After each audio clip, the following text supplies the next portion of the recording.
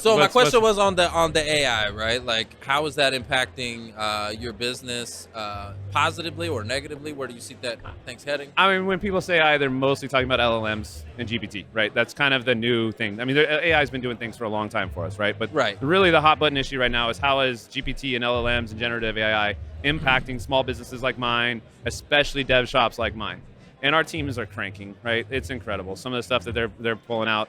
Products are going to come to market faster. Your product better get to market faster. And now it's go-to-market strategy.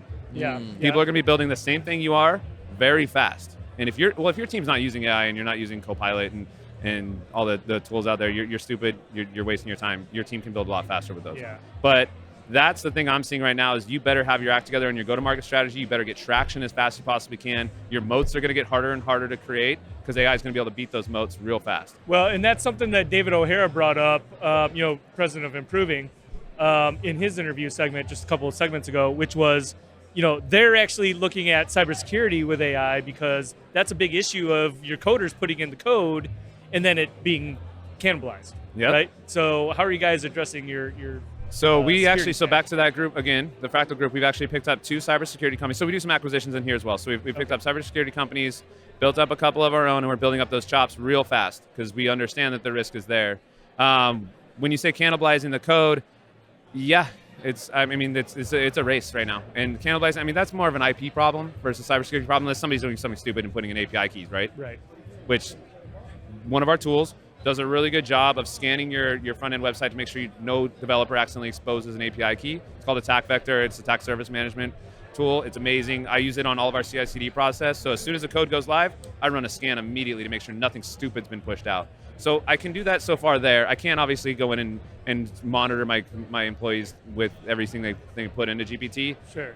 We do have our own protocols. We put people through training. That's the best you can do right now. But it's going to be an interesting time to be preventing stuff like that. So I don't know if there's tools out there that people are using that can ensure, hey, you just put some stuff into GPT, or maybe there's a GPT wrapper, another GPT wrapper, that prevents me from putting in something that is potentially puts my company at risk. That would be a pretty interesting product. So if anybody knows about that, is there one that knows about it? I don't know, but we'll see. Yeah, we'll let's find it. If not, I'm writing it. Yeah, get with Justin. And it's coming soon. I see Trevor's head kind of like spinning because he's not the tech guy. No, hold on.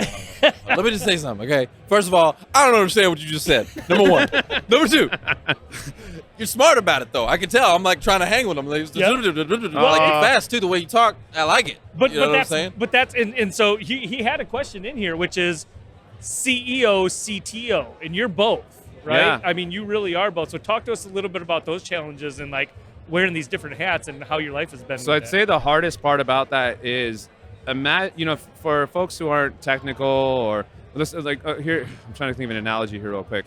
I don't know how to fix toilets. I don't know how to fix plumbing. And when I hire a plumber, I just get out of the way. Yeah. Okay. The problem is if you know what you're doing, you're going to go in there and do something stupid and try to do it yourself.